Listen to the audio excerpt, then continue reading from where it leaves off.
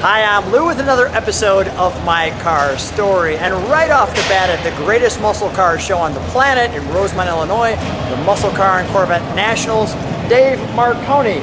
Now, Dave, you are part of the Detroit Historical Museum, is that it? I'm the automotive curator for the Detroit Historical Society. And the Detroit Historical Society. And this is a car that I've only heard about, never seen in person. What do we have here today? It's a 1964 Chrysler Turbine Car. Now, this one doesn't run because they tend to get kind of apart a little bit at the museum, correct? When Chrysler donated the cars to various museums, all the cars were disabled, so they couldn't be driven. How many were originally built? A total of 55, including 5 prototypes. And which one is this? Is this a prototype or one of the originals? This is one of the program cars. Chrysler did a lend-lease program where if you wrote Chrysler and told them you'd like to try one, and you were selected, they would send a rep with the car, and you would have it for approximately 3 months. Right alongside me, and we're going to keep talking about that. So that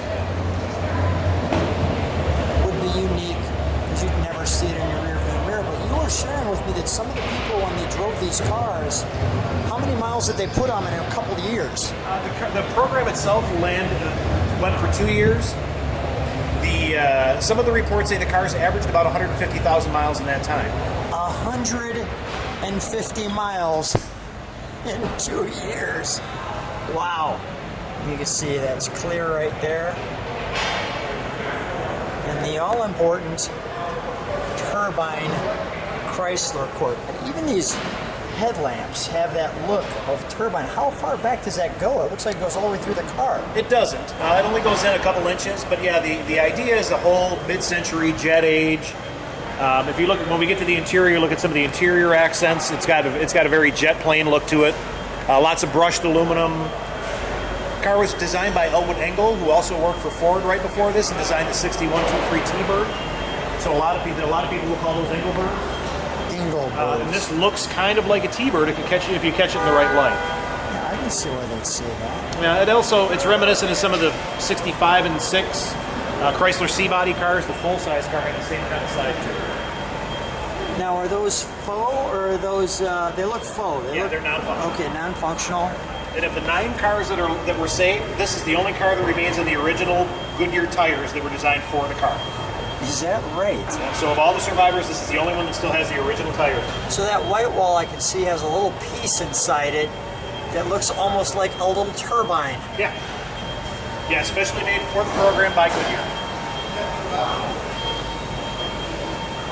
Kind of an interesting way that the wings come out there. It's hinged along the top of the door edge so that when they open out with no mechanism. There's not a crank like a lot of the Chrysler cars had.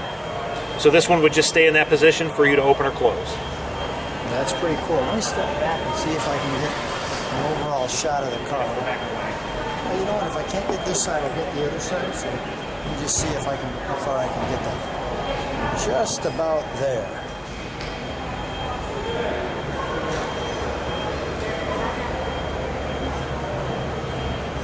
I'm going to help myself.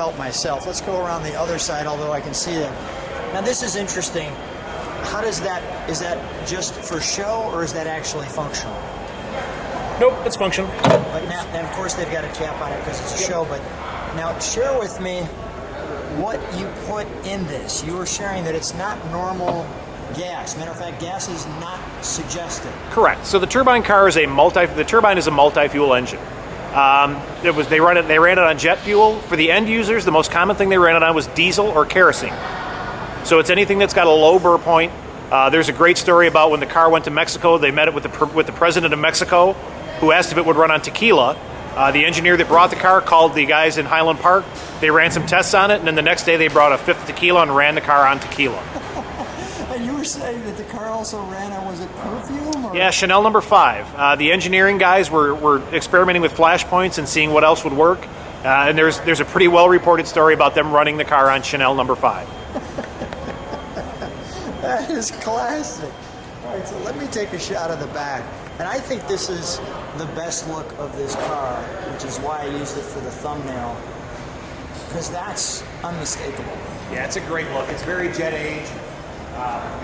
Like I said, it's just, the car was designed right in the the middle of the 60s when the whole mid-century modern thing was happening in the jet era. And you were kind enough to show me that the exhaust, now remember we can't start it because it doesn't run, but take a look at the exhaust port for this car. Yeah, they've got a big square exhaust on these to try and dissipate some of the heat that comes out of the turbine engine because it rotates faster than a general gas engine does. So they have to bleed off the heat from the exhaust before it comes out to the end. Let me step back this way. I think I get an overall side shot of the car. I don't have as much light as I'd like, but regardless, I think the camera is doing a fine job. That's a much better silhouette. Yeah, it's a pretty car. The color is Turbine Bronze. They used it exclusively on these cars. Turbine Bronze. Yep, they were all painted the same color. You couldn't get them in any color other than that. They painted one for a movie called the Lively set, where they had one that was painted up as a race car. White car, blue stripe with a number. Well, you can see why they call it that it looks like a T-bird, because it does have a little look like a T-bird. Let's go on the other side where the components are. And I see speakers in the back panels here. Yep.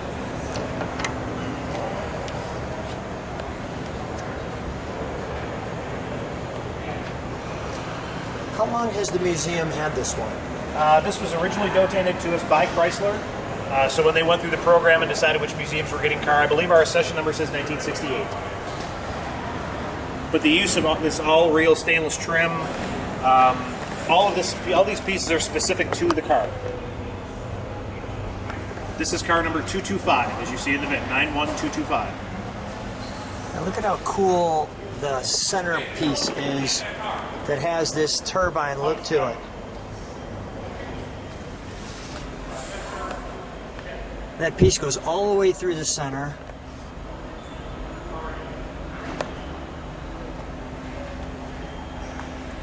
Dave, tell me, what is this section right here?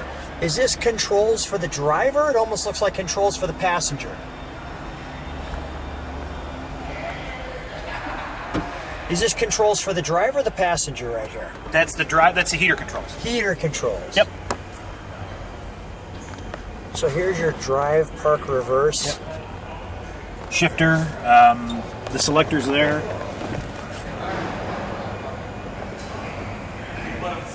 So now what do we have? What do we have here? Like, what is this? Yeah, see what you're looking at. Sure. I mean, this temperature gauge goes to 2,000. Yeah, that's inlet temperature, so that's what it's reading at the front. Inlet temperature. The rest of them are pretty standard. Okay. Notice the RPM is in 10,000 increments. Do that again.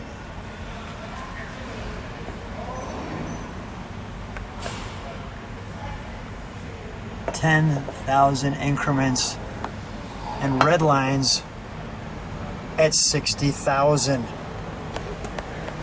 You know, as much as you feel like you may know something about cars, this is really super cool.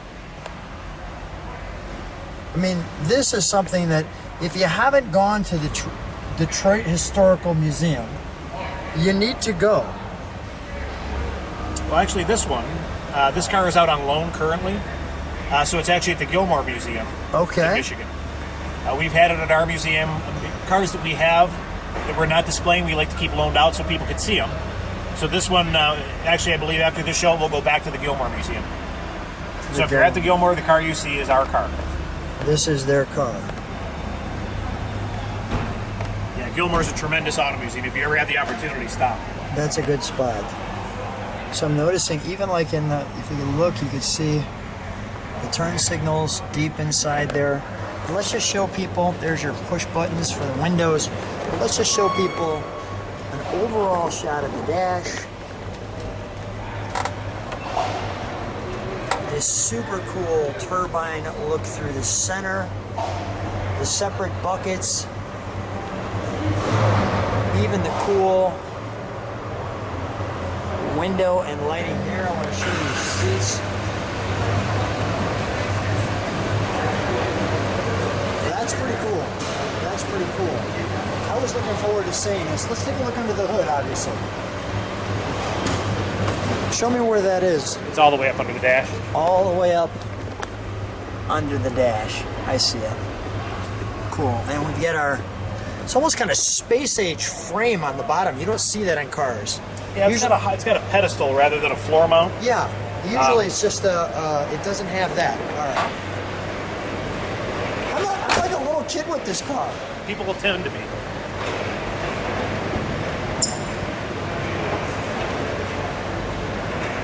Now, right off the bat, we're missing a radiator. Yep. Turbines are air cooled. So here's where the air comes in. Yep. The air intake. Boxes. The big piece in front of it is the air box.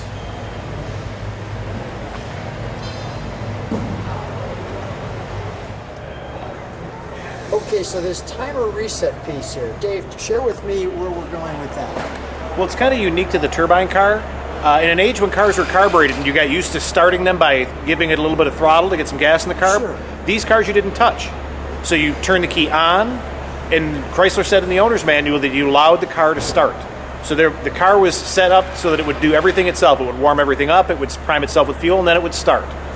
If you touched the throttle, it would flood the car, and then it wouldn't start. So what they did as a way to get back at the consumers is they put the switch here, so you'd have to get out of the car, flip your restart switch, and then that would give you enough time where it would allow the car to cycle, and it wouldn't start until you recycled it. So basically all that is something to get you out of the car, walk over, flip the switch, get back in the car, and allow the car enough time to clean up before it would restart itself. So that just, the consumer would come out and flip that you just flipped. Correct.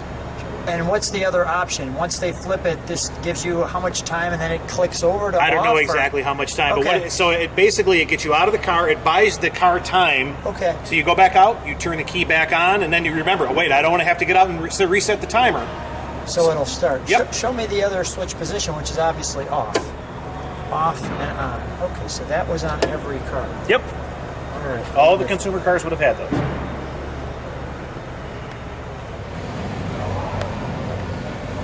Now, I know Jay Leno has one, and you can hear his fire, but this is really a treat to see one in person. Really, really cool. Yeah, Jay's car came from the Chrysler collection. Okay. That's just super unique. Is there a VIN tag, or is it just that one in the door? Just the one in the door. Just the one in the door. All right. Well, we'll close that up. Dave, a great way to start the muscle car Corvette National. Share with us again, where's your museum at? We're the Detroit Historical Museum. We're on Kirby and Woodward in Metropolitan. Let's start that again. That's all right. Where's your car at? Or where's your museum at? Let's try this again. Take a second. Yep. Okay, here we go. So where's your museum at? We're the Detroit Historical Museum on Woodward and Kirby in Detroit. What's the website? DetroitHistorical.org. Perfect. Dave, a pleasure. Thanks for being on my car story again. Good to see you again.